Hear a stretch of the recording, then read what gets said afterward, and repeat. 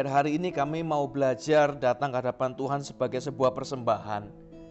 Tuhan yang berhak menentukan apa yang baik dalam hidup kami. Tuhan yang berhak menentukan rancangan yang terbaik buat kami. Tuhan yang berhak menentukan jalan yang tepat yang harus kami lewati. Biar hari ini Tuhan beri kami hati seperti tanah subur, hati yang taat, hati yang mengasihi Tuhan, hati yang percaya bahwa semua yang Tuhan izinkan terjadi dalam hidup kami pasti mendatangkan kebaikan. Ajar kami untuk melihat sesuatu yang tidak terlihat secara jasmani kami.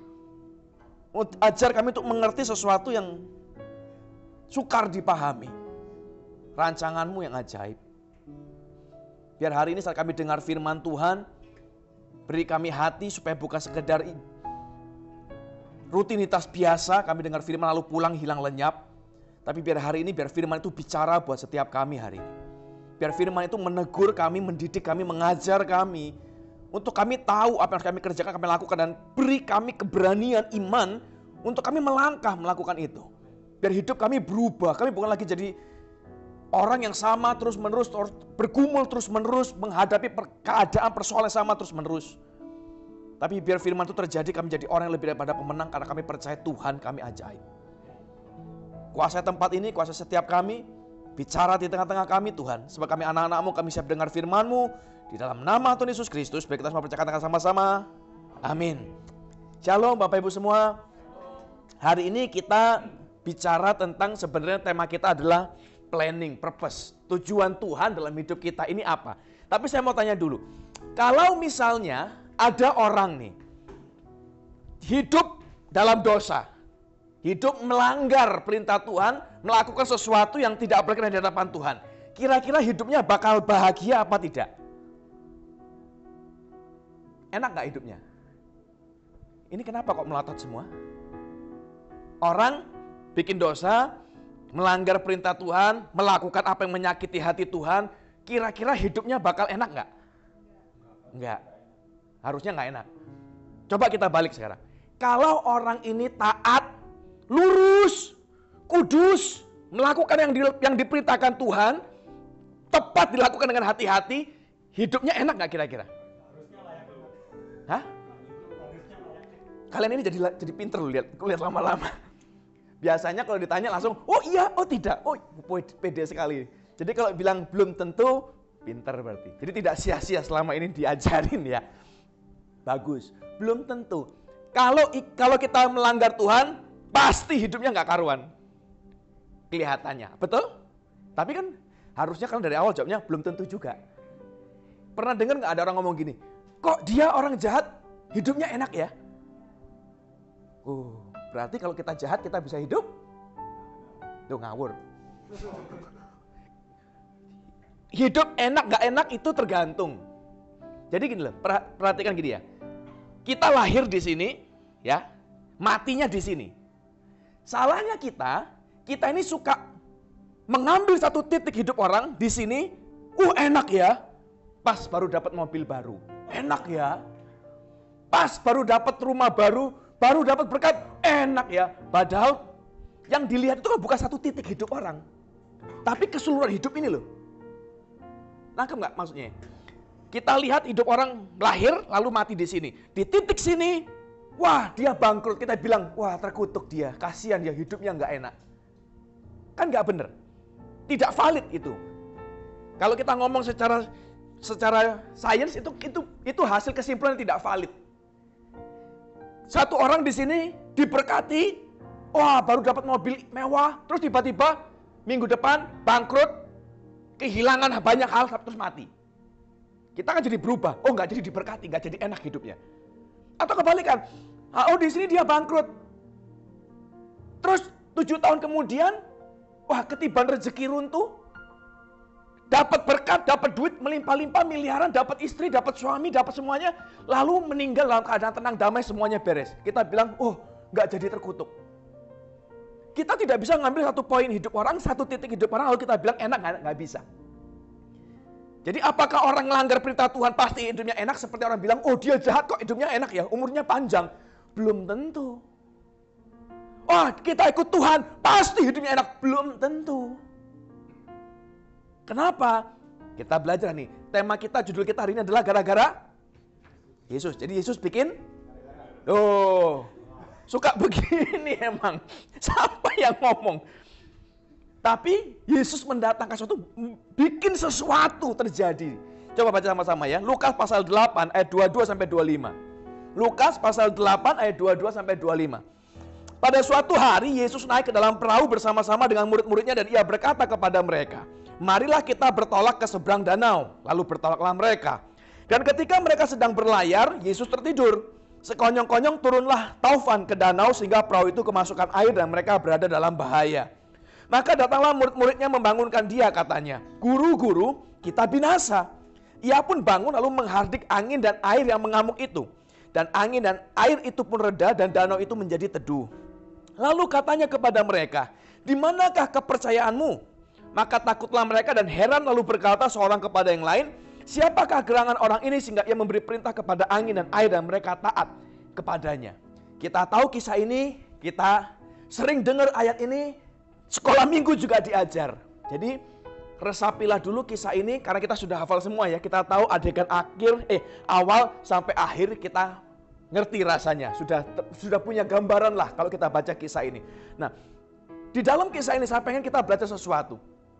Orang itu seringkali, dan ini terjadi sampai zaman sekarang, ini makanya konsep yang salah ini yang membuat kita hari ini tadi menjawab, oh kalau orang bikin salah sama Tuhan, nyakitin Tuhan, hidupnya pasti gak enak. Kalau orang bikin bener sama Tuhan, ngikut Tuhan, taat tuh hidupnya enak. Tapi untung hari ini banyak yang pinter, gak selalu, atau belum tentu. Kenapa? Nanti kita belajar. Tapi banyak orang ini nih, konsep ini harus dibenerin. Orang suka mikir, kalau ada orang, Ingrid misalnya, waktu, ini contoh ya, bukan kejadian sebenarnya. Oh waktu kecil gak naik kelas, begitu lulus kerja dipecat, masuk penjara, dituduh korupsi misalnya. Lalu sampai tua gak menikah, sendirian sebatang kara, semua kerjaan dia bangkrut, semuanya susah, dirampok, dipukuli orang dan segala macam. Kira-kira orang akan berpikir, wah Ingrid itu anak Tuhan yang setia? Atau orang akan berpikir, ini orang kayaknya jahat ya, ini orang kayaknya terkutuk kayak bikin salah. Ada kutuk keturunan kah mungkin? Atau apa? Yang mana yang orang pikir? Yang kedua, kenapa? Orang suka mikir kalau ada masalah dalam hidup ini pasti urusannya sama dosa. Ada dosa pasti yang terjadi, yang tersembunyi. Oh kalau dia sakit gak sembuh-sembuh, dosa mesti. Oh kalau hidupnya susah, hidupnya gak enak, dosa mesti. Kalau bangkrut, dosa mesti. Dan ini bukan cuma jemaat saja yang suka salah di sini. Pendeta banyak yang nyeleneh. Makanya terus ada acara kita bikin pemutihan, penyucian, penghapusan kutuk dan segala macam. Yang bisa menghapus kutuk itu bukan pendeta loh. Ini ngertilah baik-baik. Jadi kita harus jadi jemaat itu harus pinter. Pendeta itu bukan superman, superpowerman yang punya kuasa. Wah, aku menyembuhkan penyakit, aku menghapus kutuk, menghapus dosa. Tidak. Loh, dia sendiri sama-sama dosa kok. Coba pendeta mana yang gak pernah dosa? Gak ada. Loh, dia sendiri berdosa kok dia mau menghapus dosa. Dari mana? Apa dia sendiri gak terkutuk? Terkutuk. Semua pendeta terkutuk. Dari mana kutuknya? Taman Eden masih ada kutuknya sampai sekarang. Biarpun pendeta cari makan masih susah payah. Biarpun pendeta kalau melahirkan masih jerit-jerit. Kutuknya, kutuk Taman Eden tidak pernah dicabut loh. Lah kita sendiri terkutuk, terus kita mau menghapus kutuk dari mana? Tidak bisa. Pendeta tidak punya kuasa menghapus itu. Tuhan yang punya kuasa. Nangkep ya sampai sini ya. Nah, tapi masalahnya banyak orang merasa menganggap kalau hidupnya susah, hidupnya nggak enak, hidupnya pahit, masalah banyak, nggak kelar-kelar, utang di mana-mana, pasti ada urusan sama dosa. Kalau nggak ada urusan sama dosa, itu perbuatan setan. Kita jadi orang Kristen kadang pengecut sekali.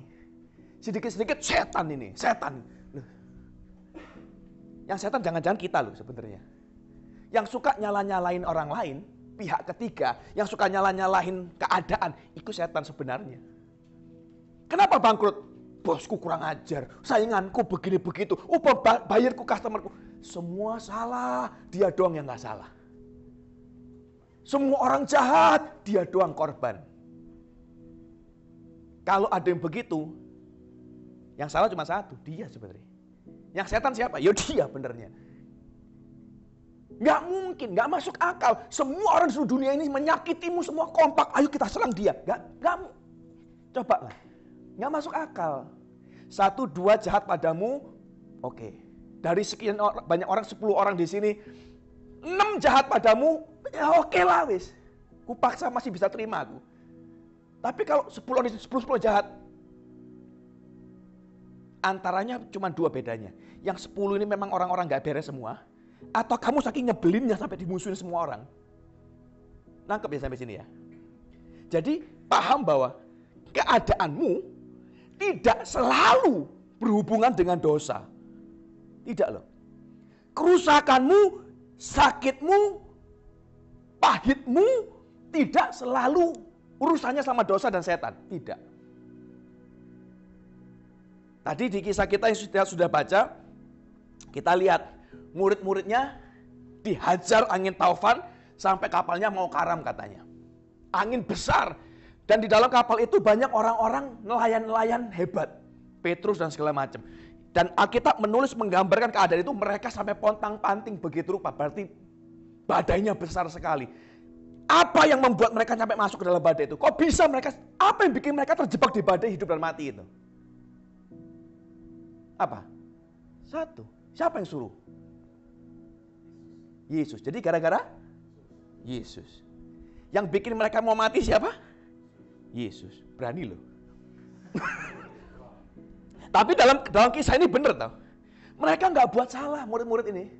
Mereka nggak bikin berzinahan, mereka nggak minum minuman keras, enggak. Mereka diajak. Saya baca ini ya ayatnya ya. Ayat yang ke-22. Marilah kita bertolak ke seberang danau. Yang ngajak Yesus, yuk guys. Dan mereka dengan taat, ayo. Ikut Yesus, hidup taat. Apa yang terjadi? Belum mati, belum. Mau mati. Badai. Bangkrut. Gagal. Ditolak. Utang. Sakit. Itu kan terjadi.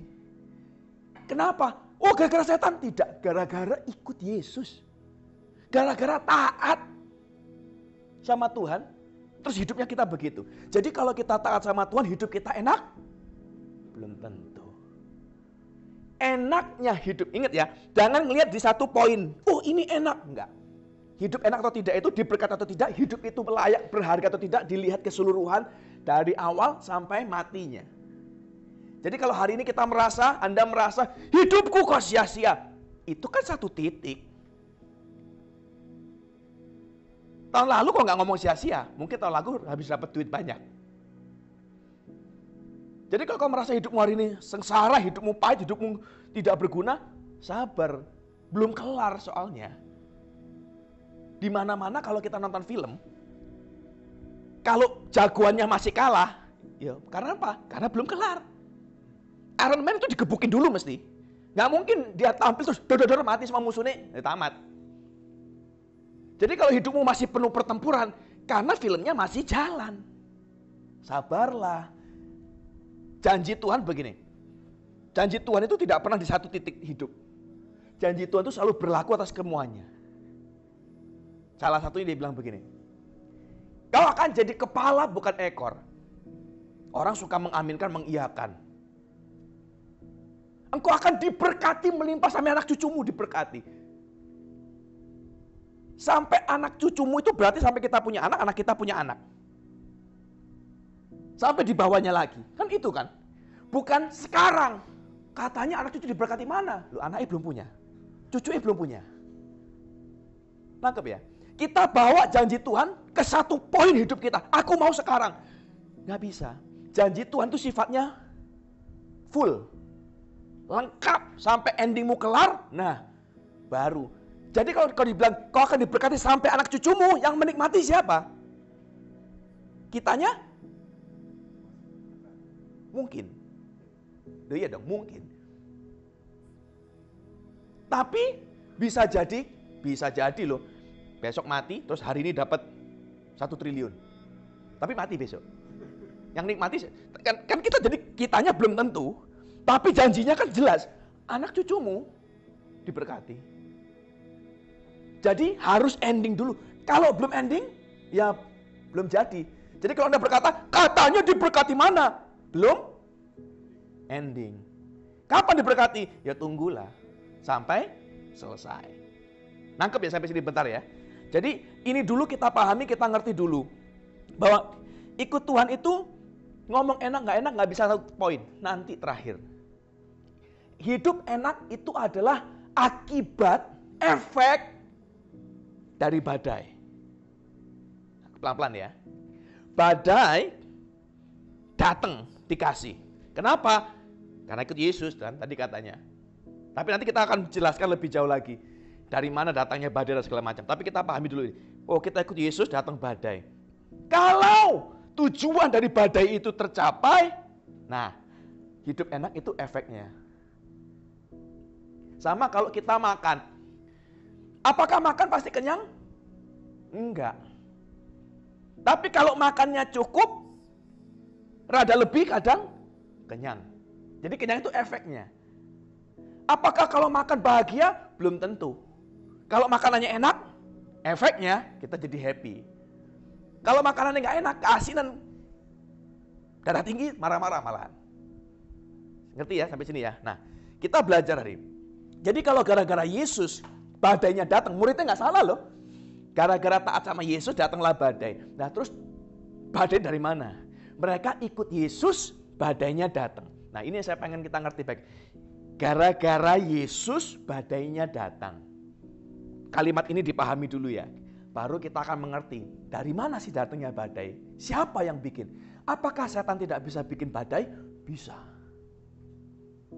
Jadi, tapi jangan berpikir semua badai, oh setan. Enggak. Orang Kristen ini suka nyeleneh. Wah, usahaku bangkrut, ini serangan balik dari si jahat, si iblis. Di Alkitab tidak pernah ada konsep serangan balik. Coba cari. Paulus nengking setan, terus pulang muntah darah. Wah, aku diserang setan yang tadi. Loh, kalau saya bisa ngusir Jos, saya punya kuasa cukup besar mengusir Jos, bagaimana mungkin dia bisa balas aku? Kalau kita bisa saling balas-membalas, berarti kan kita punya kekuatan yang setara. Iya dong, petinju. Kalau si Handoyo, ku tonjok sekali aja mampus, pingsan, KO, gimana mau balas? Nggak mungkin dong. Tapi kalau dia kupukul, dia balas. Karena balance, sama selevel. Lah, kalau kita punya kuasa, setan keluar setannya. Lah, yang mau diserang balik dari, coba dipikir. Ikut Yesus jangan cuma pakai hati. Jangan cuma pakai iman percaya, pakai otak. Nggak mungkin dong. Tidak ada konsep serangan balik di Alkitab. Petrus khotbah, 3.000 orang bertobat. Terus mencret besok. Enggak. Tapi zaman sekarang ada. Gara-gara KKR langsung ambilin kumat. Loh, urusannya apa, bos? Kalau ambilin yuk, memang nangkep ya. Jangan sok-sok rohani, tapi kayak kuntilanak. Ngawang-ngawang di udara. Ketemu Tuhan enggak, menginjak bumi juga enggak. Bingung sendiri nanti. Setan bisa bikin? Bisa, badai. Tapi kan pertanyaan kenapa? Serangan balik tidak mungkin pasti. Nah terus apa? Ada 2 orang. Ada Ingrid, ada Josh. Ingrid cinta Tuhan, taat, hidup benar di hadapan Tuhan. Melayani Tuhan. Satunya begundalan. Anak jahat, penipu, tukang bohong, suka nyakitin orang, suka cari gara-gara. Lalu ada setan di sini. Setan mau memilih siapa yang akan kita hajar hari ini. Kira-kira Anda, menurut Anda, setan kan ngomong, ayo guys, aku minta pendapat kalian, kita voting. Kayak tau, Indonesia Got Talent. Vote pilihan Anda, siapa? Dari antara 2 kandidat ini, siapa yang akan kita binasakan? Ingrid yang mengasihi Tuhan, cinta Tuhan, melayani Tuhan, atau satu si begundal ini? Yang mana yang kita akan binasakan? Kenapa? Kalau yang jawab Ingrid, kenapa kok Ingrid yang dibinasakan? Musuh, yang ini pengyo. Teman baik. Karena apa? Yang ini pasti gak ada apa-apain. Gak usah dibinasakan juga binasa sendiri. Loh iya dong, konsepnya kan begitu toh. Kalau udah busuk, gak usah dibusuk-busukin. Ya akan busuk dengan sendirinya, memang sudah busuk. Yang diserang yang mana? Yang ini mesti. Jadi apa alasan setan mendatangkan badai dalam hidupmu? Menghancurkan hidupmu karena kamu mengasihi Tuhan. Jadi setan datangkan badai gara-gara siapa? Iki bengong. Gara-gara ikut Yesus. Jadi gara-gara siapa lagi? Yesus lagi gara-gara. Setan memberikan badai dalam hidupmu supaya kamu keluar dari jalan Tuhan. Supaya kita hilang arah, hilang fokus. Dan ini yang terjadi di gereja. Hari ini gereja bukan lagi, tidak semua ya, tapi banyak gereja tidak lagi menjadi tempat di mana orang cari Tuhan. Gereja jadi tempat di mana orang cari uang. Pelayanan, kalau PK ini kecil, wah saya ada jadwal di tempat lain, sorry ya. Wah, kayaknya gereja ini kecil, gereja sana gede, gereja gede yang duluan. Kalau mau dapat penyanyi hebat, sekarang nggak usah doa, keluarin duit. Artis pun datang ke sini ntar, kalau ada duitnya. Lalu kita ngomong fair-fairan. Pendeta ngomong tentang Yesus, tapi dia sendiri nggak hidup dengan Tuhan. Ngajarin jemaat pintar, tapi hidupnya sendiri nggak karuan. Di gereja kita bisa shalom, senyum-senyum. Di luar berantakan. Banyak. Gereja bukan kepingin, balik lagi, tidak semua, tapi banyak. Gereja tidak lagi fokus pada hidup orangnya. Oh, hidup jemaatku biar berubah gimana? Mereka fokus dengan apa yang bisa didapat dari jemaatnya. Salah satunya kenapa kita dari dulu gereja kita tidak edarkan kantong. Saya percaya satu begini, Yesus kita ini bukan pengemis kok yang harus diedarkan, yang harus ditagih satu-satu. Apakah gereja ngasih kantong persembahan salah? Enggak juga. Semua berjalan dengan selama hati mereka lurus silakan. Tapi saya tidak kepingin begitu. Dari zaman dulu, sejak zaman di hall, Ko Yudi sudah bikinin apa itu? Kotak gede banget. Sekarang hilang, nggak tahu kemana tuh kotak. Sekarang ini ada kotak lagi pinjam bola. Dari zaman dulu kita ngajarin, kalau mau ngasih, kita ini kan mau persembahkan. Persembahkan itu berarti datanglah dengan hatimu, dengan kakimu, dengan tanganmu, pergilah ke kotak, kasihlah. Nah itu persembahan. Tapi kalau, sini, itu bukan persembahan. Itu namanya pungutan. Karena ditagih, ya sudahlah. Nangkep maksudnya ya. Kita mengajar jemaat untuk ngerti. Kita ini berhadapan dengan Tuhan loh. Kita ini harus punya hati yang benar. Gereja harusnya tempat orang ketemu Tuhan. Tapi enggak hari-hari ini. Orang kehilangan Tuhan di gereja. Kalau zaman dulu orang nyanyi penyembahan itu hadirat Tuhan mereka cari. Kenapa di sini gereja kita tidak pakai semua fasilitas? Karena bukan itu yang penting. Kemarin ada orang bilang begini, kayak ini aneh sekali. Gereja kayak komsel, nggak ada singer, pemusik cuma satu, kadang dua, itu pun juga kalau lagi ada orangnya. WL 1, ini mau jadi gereja apa tidak? Loh iya, kita gereja banget, tapi kita tidak perform. Kalau ditanya, kenapa nggak mau perform? Bisa nggak? Bisa. Kes tahu kok, dari zaman berapa puluh tahun, 10 tahun, berapa lama sih? 14 tahun ya. Dari zaman dulu sejak aku kecil, saya kerjanya performing. Ibadah kita ribuan. Lampu jangan ditanya. Dari yang warna-warni merah kuning hijau saya pernah pakai. Layar gede mau LCD mau yang ini mau yang proyektor semua kita pernah pakai. Tapi kan bukan itu. Orang hari ini gereja sedang fokus bukan lagi ke orangnya, tapi ke atmosfernya. Salah dong kita. Saya nggak nyalain gereja lain yang klub klip, terserah, nggak apa-apa. Kalau memang DNA-nya begitu silakan. Tapi saya pribadi make it simple, sederhana, cari Tuhan. Kenapa? Ini rumah Tuhan. Tempat orang itu datang gelisah, datang marah, datang tanpa pengharapan, pulang itu punya sesuatu. I have hope. Itu dong harusnya. Dan setan menggeser itu. Kalau setan tidak bisa membuatmu berdosa, dia akan membuatmu merasa paling benar. Dia akan membuatmu sibuk. Kenapa? Karena kesibukan akan membuat prioritasmu hilang. Pelayanan masih, tapi sudah bukan Tuhan lagi yang dicari. Nyanyi masih, khotbah masih, tapi hidup pribadinya nggak jelas. Baca Alkitab nggak pernah, doa nggak pernah, semua nggak pernah. Tapi tiap minggu sok-sokan, mari kita berdoa, haleluya, tutup mata.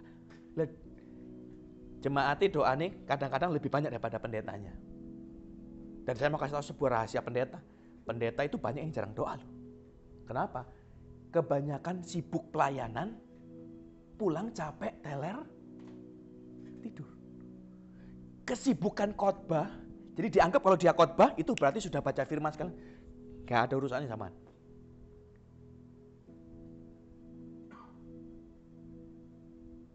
Lah kalau jemaatnya kadang-kadang lebih rohani daripada pendetanya, lah terus kan kebalik-balik ini. Serem sekali nanti. Ini yang dicari sama setan.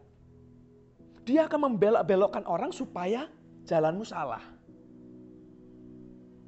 Dia akan menghancurkan, badai dihadapkan padamu nanti. Dan jangan dianggap begini, kalau ngomong setan berarti terus datang kuntilanak menakuti, tidak. Itu yang versi rendahan lah, ikut ceritanya. Tapi kalau setan benar roh jahat, yang mungkin bahasa lebih kita kenal Lucifer yang lebih high level, dia kan gak nongkrong di pohon pisang nakutin orang lewat. Dia akan kirim orang yang menyebarkan fitnah padamu. Jos, dia habis berbuat hina. Kenapa? Ya karena Alkitab kan sudah ngomong. Iblis itu bapak segala dusta. Jadi dia akan kirim dusta padamu. Setan akan, jadi ingat ya, setan itu bukan nakut-nakut, bukan. Tapi dia dengan tingkat tinggi strateginya. Dia kirim orang untuk konfrontasi, bikin masalah, bikin berantem sama kita. Making confusion. Ingat kalau bayang no confusion. Kalau orang itu pikirannya bingung, ini loh kenapa aku begini, kok aku di sana, kenapa aku? Makin bingung pikirannya, itu sumber dari provokasi, itu sumber dari masalah. Sumber kemarahan itu karena kebingungan. Dia kirim orang-orang lain, sekelilingmu dijatuhkan dalam dosa. Orang yang kita kenal jatuh berguguran, entar kena narkoba, entar begini, entar begitu. Semua jatuh, kita hilang fokus. Kita kecewa. Dosa kita di masa lalu yang sudah diampuni. Karakter kita di masa lalu yang sudah diubahkan. Entar dibawa lagi keluar ke permukaan. Dibahas lagi, dibuat bahan lagi untuk nyerang. Kenapa? Ya setan memang dia kan pendakwa. Jadi didakwa, oh kamu pernah begini. Nah, itu kapan bos? Dulu. Tapi itu kan keluar terus. Nanti bentar lagi kalau zaman pemilu, biasanya yang sudah akan naik mencalonkan diri sebagai pemimpin, dosanya keluar semua ntar. Kesalahan-kesalahan. Dari tahun berapa keluar semua. Kenapa? Sengaja untuk menjatuhkan dia. Itu bukan terjadi di dunia saja, di kita pun terjadi. Jadi hati-hati, badainya datang pasti. Tapi kenapa dia datang? Dari siapa? Dari setan. Kenapa? Karena kita ikut Tuhan. Kalau kau nggak ikut Tuhan, ya, itulah sebabnya kenapa banyak orang bilang, kok orang jahat hidupnya enak ya? Kok dia dia hidup ngawur-ngawur dosa banyak, tapi kaya, diberkati ya? Karena sohib sama setan nih. Duit Jos, biar iri dia. Nangkep ya maksudnya sampai sini ya? Makanya Alkitab itu dari zaman ribuan tahun yang lalu sudah kasih peringatan. Jangan panas hatimu waktu kau lihat orang kaya, orang jahat itu diberkati, dalam tanda kutip diberkati. Kenapa? Karena dia seperti rumput yang sekarang ada, besok lenyap hilang. Jangan fokus pada satu titik. Diberkati sekarang. Besok lenyap hilang. Satu garis. Ending. Jadi badai bisa datang dari setan. Karena Tuhan. Gara-gara Yesus. Yang kedua, dari mana badai datang? Dari Tuhannya. Karena kau taat Tuhan, badai datang. Kita sudah sempat bahas sedikit kemarin. Sin and weight. Lupa nih kayaknya. Ya begitulah, dengarkanlah lagi nanti. Tuhan itu mengasih beban badai untuk membuat kita dewasa. Karena status kita menentukan berkatnya. Kalau statusnya anak-anak, ya berkatnya anak-anak. Kalau statusnya orang dewasa, di mata Tuhan kita dewasa, mature, ya berkatnya juga mature, mateng. Anak-anak, anak kecil misalnya, anak 10 tahun aku minta mobil. Nggak mungkin dapat mobil beneran. Dapatnya mobil-mobilan. Dapat mobil, dapat. Tapi jenisnya menentukan statusnya. Ini anak kecil ya mobil-mobilan. Terus ada orang gede aku minta mobil. Datang yang Ford, beneran. Ngerti ya? Bedanya, satu anak kecil aku minta rumah, ya rumah-rumahan datangi. Satunya minta rumah, dikasihlah rumah yang beneran. Kalau dewasa. Jadi statusnya menentukan berkatnya. Nah, untuk status itu jadi dewasa, mau tidak mau harus diuji. Lah kalau susu terus, diemong terus, diikuti terus, dijaga terus, dilindungi terus, dituruti terus, itu kan gaya anak kecil. Kemana-mana dijagain, kemana-mana dilindungi. Mau kesandung, nggak jadi, ditahan. Kemarin anak saya lagi olahraga lah ceritanya. Lalu dia lagi sport sama temennya, luka lah bibirnya, sobek, berdarah. Terus dia lapor, sakit. Saya bilang dengan begini, congratulations. Ini your first cut, lukamu yang pertama. Welcome to the Fighters Club. Dia nanya, apa artinya? Artinya kamu siap untuk fight, untuk menghadapi hidupmu di masa depan. Grown up. Lalu dia nggak jadi nangis, langsung. Malam ku tanya, sakit? No. Sampai sembuh, dia nggak nangis. Udah menangis asli nih, mukanya udah berkaca-kaca, udah berkilat-kilat. Tapi karena saya kepingin dia dewasa, pilihannya kan dua. Aduh, dia kasihan, Gus. Makin ku begitu nangis di antar. Terus kalau ku larang, sudah, kau usah bergaul sama dia. Di rumah saja, sini. Cup. Anak manja terjadi nih. Biarin luka. Toh nanti kita nggak tahu lah ke depan dari mana. Nanti ke depan, ntar berantem sama orang atau apa juga nanti luka. Kita nggak mungkin hindari luka. Jatuh dari sepeda ya luka ntar. Akan ada banyak hal yang akan membuat luka. Kalau nggak luka fisik, luka hati. Ditolak orang lah, diapain orang, dihina. Banyak. Dan kita tidak bisa protect dia terus. Yang saya bisa lakukan buat dia sekarang adalah prepare dia untuk jadi dewasa. Be strong. Dan itu kalau orang dunia, bapak yang jahat di dunia tahu, apalagi bapak yang di surga. Dia akan percaya. Jadi mau tidak mau badai itu pasti didatengin. Jadi kalau Anda ikut Yesus, apakah hidupmu enak? Itu nanti efek. Yang terjadi yang pasti apa? Badai pasti ada. Pasti. Nggak mungkin enggak. Makanya ada ungkapan badai pasti, datang lagi yang lain. Nggak akan berlalu sampai mati itu. Ngerti ya sampai sini ya? Jadi datangnya dari mana? Setan dan Tuhan. Kenapa setan datang? Karena kita ikut Tuhan. Lalu kenapa badai dari Tuhan? Karena kita juga ikut Tuhan. Jadi gara-gara Yesusnya. Pinter loh sekarang. Nah pertanyaannya, si murid-murid ini sudah ngikut Yesus, taat. Ya bertolak, ayo. Badai besar datang. Gimana menyelamatkan diri? Orang punya dua pilihan menyelamatkan diri. Yang pertama, berjuang. Dayung sekuat tenaga berjuang. Dan ini yang seringkali kita juga lakukan. Kita begitu dihantam badai, Lepas badainya dari siapa ya? Terserah. Mau setan atau semua Tuhan, terserah. Yang penting badai datang. Yang pertama kita lakukan biasanya, kita berjuang. Kalau rumah tangganya bermasalah, kita cari konselor. Kalau keuangannya bermasalah, kita cari pinjaman. Kalau kerjaannya bermasalah, kita ganti kerjaan lain. Kita berusaha cari solusi. Tapi percaya sesuatu begini. Kalau itu badai dikasih karena sebuah tujuan, badai itu tidak akan berhenti sebelum tujuannya tercapai. Ini yang kita perlu ngerti. Setan kasih badai supaya kita kabur dari Tuhan. Supaya kita lolos, kita hilang arah dari Tuhan. Dikasihlah krisis keuangan. Terus kita cari utangan. Apakah masalahmu kelar? Enggak, badaimu menjadi-jadi ntar. Kenapa? Tujuannya tidak tercapai. Tujuan setannya. Tujuannya untuk menghancurkanmu. Tapi kau cari pinjaman. Malah disikat sekalian. Makin banyak area serangannya. Jadi yang punya hutang beresin cepetan. Jangan berpikir begini. Aku masih punya tempo panjang. Masalahnya kau secara duniawi punya tempo. Tapi secara rohaninya kita nggak punya tempo. Kita nggak punya waktu. Setan ini, kalau anggaplah ini dari setan. Hidup ini kalau kita sadar begini. Hidup ini adalah sebuah peperangan, betul ya? Pertempuran, anggaplah sebuah perkelahian. Kalau versi durasi pendek, kita sedang dalam arena tinju. Musuhmu si iblis, dia mau kasih badai.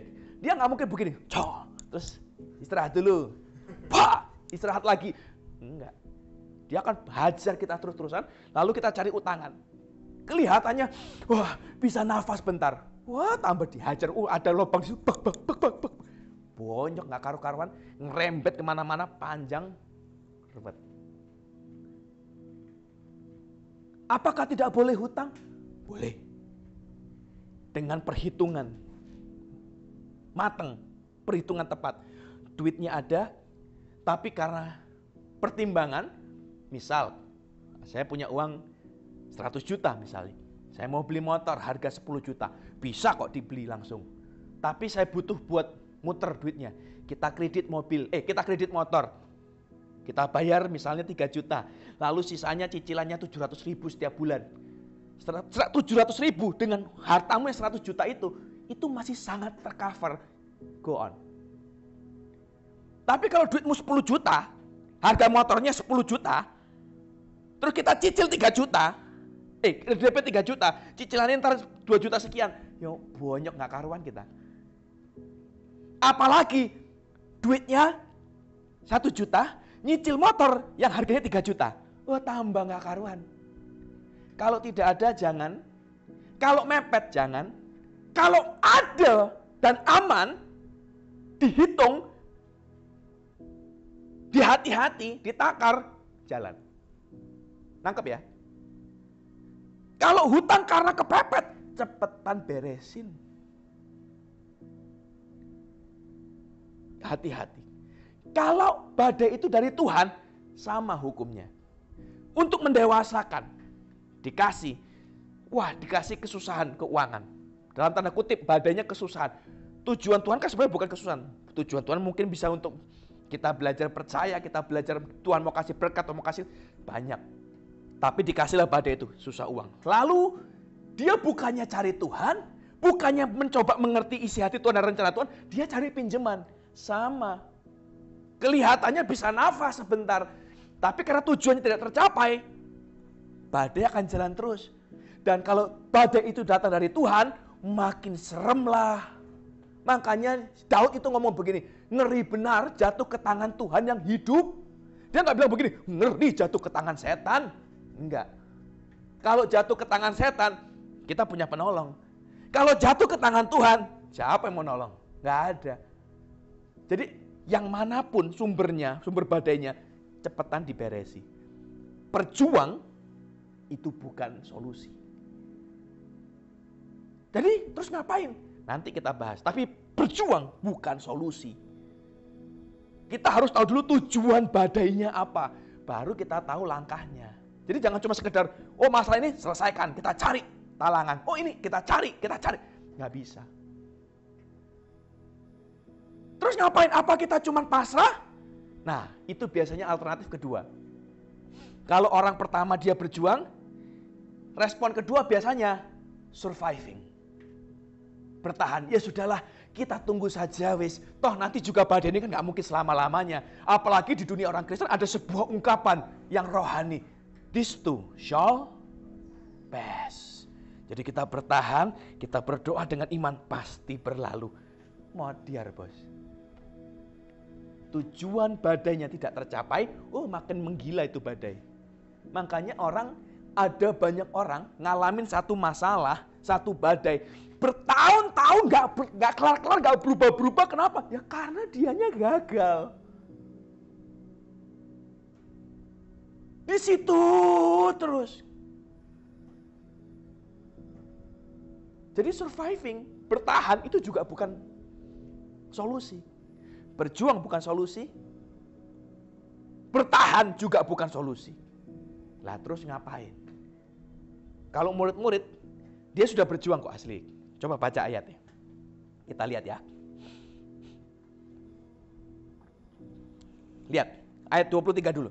Ketika mereka sedang berlayar, Yesus tertidur. Sekonyong-konyong turunlah taufan ke danau, sehingga perahu itu kemasukan air dan mereka berada dalam bahaya. Sampai sana dulu. Waktu perahu itu kemasukan air, mereka dalam bahaya. Menurut Anda kira-kira mereka ngapain? Apa diam saja? Enggak dong. Ngapain? Mesti buangin air sih. Mereka mendayung kah pasang layar? Kenapa? Mereka nelayan profesional, mereka ngerti kok. Tapi tidak dijelaskan di dalam ayat ini. Tapi yang pasti mereka berjuang. Pasti. Lalu setelah mereka berjuang, masuk tahap kedua dong pilihannya. Mau surviving enggak? Cuma yang ini mereka skip. Mereka tidak surviving. Mereka tidak bertahan. Nggak ditunggu pada sampai kelar. Tapi di sini memang tidak dijelaskan. Tapi langsung berubah ke ayat di bawahnya dibilang begini. Maka datanglah murid-muridnya membangunkan dia. Katanya, guru-guru kita binasa. Dicari Yesusnya. Jadi waktu kita ngadapin badai, apa yang harus diperbuat? Cari Yesus. Kenapa? Karena badai ini datang gara-gara Yesus. Karena gara-gara dia, ya paling tahu jawabannya apa? Ya dia juga. Nangkep ya? Ini jadi masalah. Kita orang Kristen, datangnya badai karena Yesus, kita berjuang kanan kiri, begitu gagal. Tuhan, aku gak tahu lagi mau ngapain nih. Tuhan jadi pilihan terakhir. Makanya hidup jadi berantakan. Akan mudah sekali hidup ini waktu kita ngerti badainya gara-gara Yesus, lepas dari Tuhan atau Yesus atau Tuhan atau setan yang mendatangkannya ya. Tapi kan dua-dua intinya gara-gara Yesus. Kalau badai ini karena gara-gara Yesus, yang paling tahu caranya ya Yesus juga. Dan dia bangunkan, guru kita binasa. Dia pertanyaannya begini, apakah Yesus nggak tahu waktu dia bilang, yuk guys kita ke seberang. Apa dia nggak tahu kalau itu akan ada badai? Tahu pasti, Tuhan maha tahu. Dan badai itu datang karena dia. Karena perintah Tuhan, ayo mereka ikut, datang badai. Tahu. Nah terus ngapain tidur? Nangkep gak maksud saya ini? Mbok ya punya empati dikit. Dia yang bikin badainya karena izin Tuhan, karena izin dia. Ya tunggulah di situ toh. Lihat-lihatan. Hati-hati ya guys, bentar lagi siap-siap. Gak ada peringatan. Dia tinggal bobok. Hadapilah sendiri tanpa apapun. Gak ngerti, gak ada peringatan, gak ada warning. Tiba-tiba badai besar datang. Kenapa Yesus gak ngapa-ngapain? Kenapa dibiarin? Nunggu apa sebenarnya? Yang ditunggu cuma satu, respon.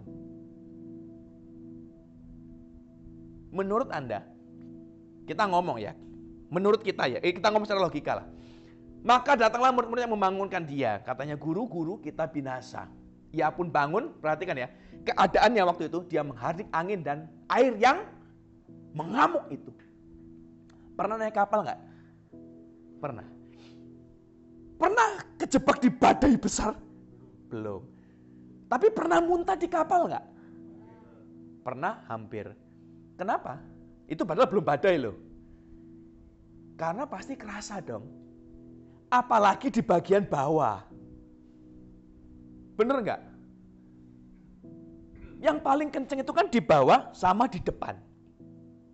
Yang deket kemudi. Itu paling serem. Kalau mau naik kapal, mau nada nggak muntah, itu yang di belakang. Yesus di bawah. Sebenarnya kalau tinggal tunggu waktu pasti bangun kok. Gak mungkin gak bangun. Loh, penjelasan lihat ya. Dia menghadik angin dan air yang mengamuk itu. Dan kemungkinan besar Yesus itu sebenarnya sudah awake. Tapi dia gak naik. Kenapa? Apa yang ditunggu sebenarnya? Dia nunggu muridnya turun. Cari dia. Dan ini respon yang sama yang sedang ditunggu Tuhan dari kita. Badai datang, kita datang juga Tuhan. Apa yang harus dilakukan? Makanya tadi saya ngomong, kalau yang punya masalah, punya tanggungan, punya piutang, punya hutang, punya masalah dengan si A, si B, cepetan diberesin. Secara duniawi kita punya tempo, dengan Tuhan, dengan alam roh kita tidak punya tempo. Makin lama kita gerak, ini makin gak karuan.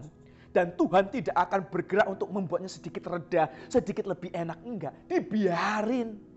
Sampai kita merespon, Tuhan, nih, duitku gak banyak, ini ada dikit. Harus yang mana yang harus kututup sekarang cepetan. Itu dulu dong. Tuhan, ini ada orang yang kusakiti si A, si B, si C yang pahit. Yang mana yang harus pertama ku datengin duluan. Respon. Begitu responnya datang, Tuhan membalas respon. Tuhan itu diam waktu kita diam. Tuhan bergerak waktu kita bergerak. Makanya kita bilang itu mujizat. Mujizat itu kan kita bicara dua pihak. Pihak kita, pihak Tuhan. Tuhan berkehendak, kita merespon, kita melakukan perintahnya, mujizat jadi. Gak bisa pihak kita doang. Aku mau dalam nama Yesus sekarang. Kalau Tuhan gak mau gak bisa. Tuhan yang mau kita nolak, ya nggak bisa. Tuhan sudah siapkan, kita bilang nggak mau, aku nggak mau cara itu, ya nggak jadi. Dua-dua ini harus ngerti jalannya. Dia tunggu responnya, dia tunggu orang itu, murid-murid itu datang ke bawah, cari Tuhan, baru waktu kita melangkah, Yesus melangkah.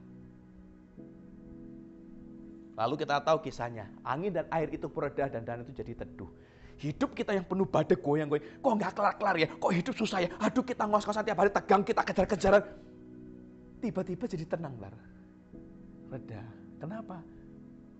Tuhan kelar. Dan hidup kita kalau ikut Yesus apa enak?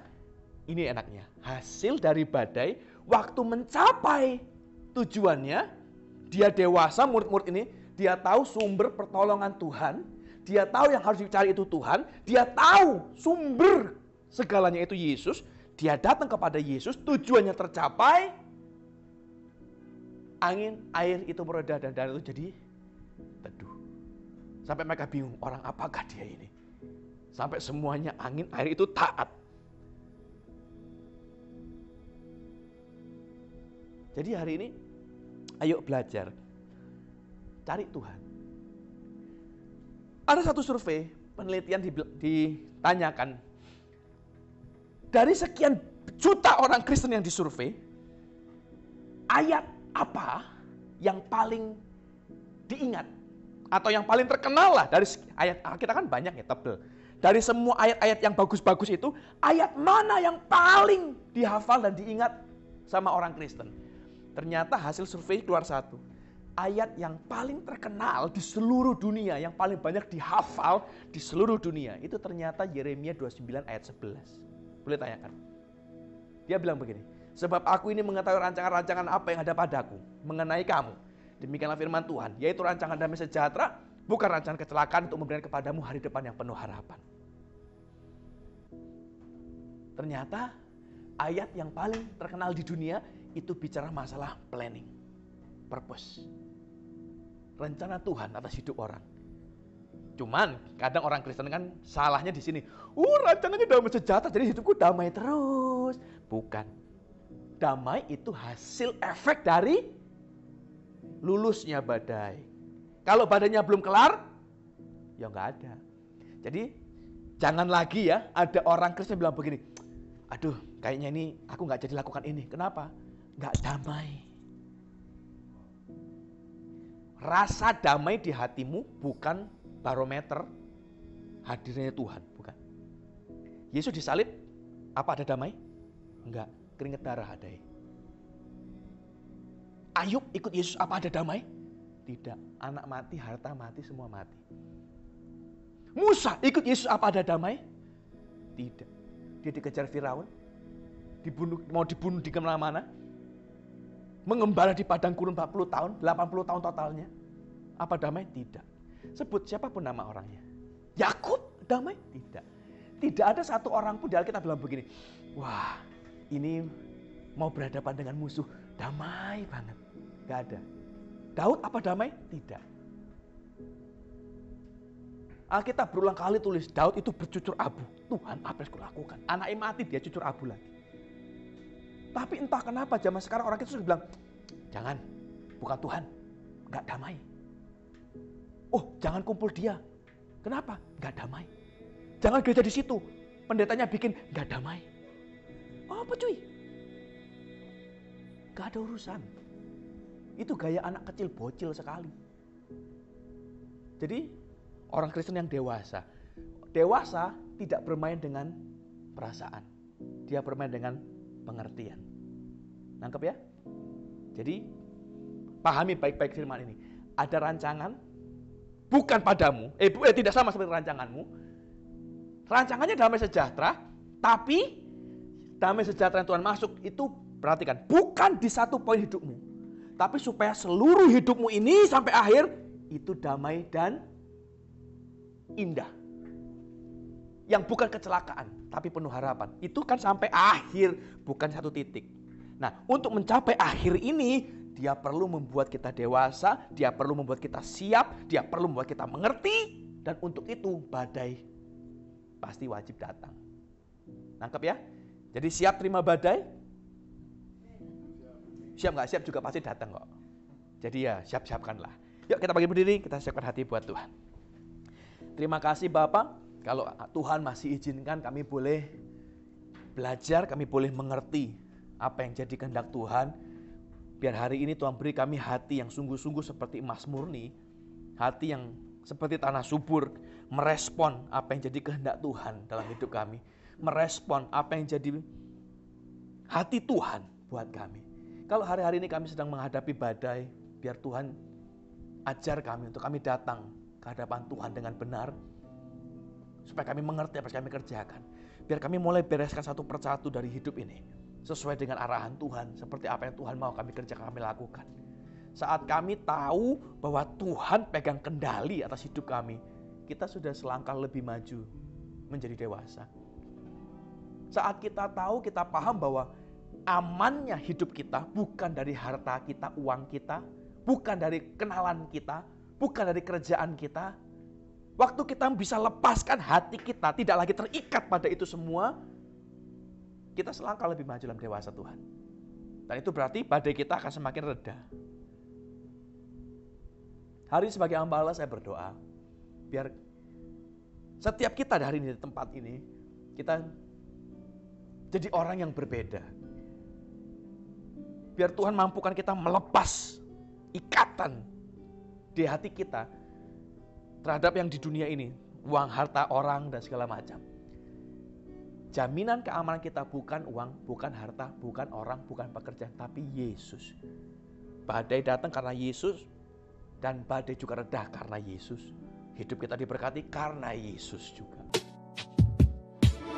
Hanya satu katamu yang ku perlukan, firman-Mu menentukan seluruh hidupku. Yang tiada kau jadikan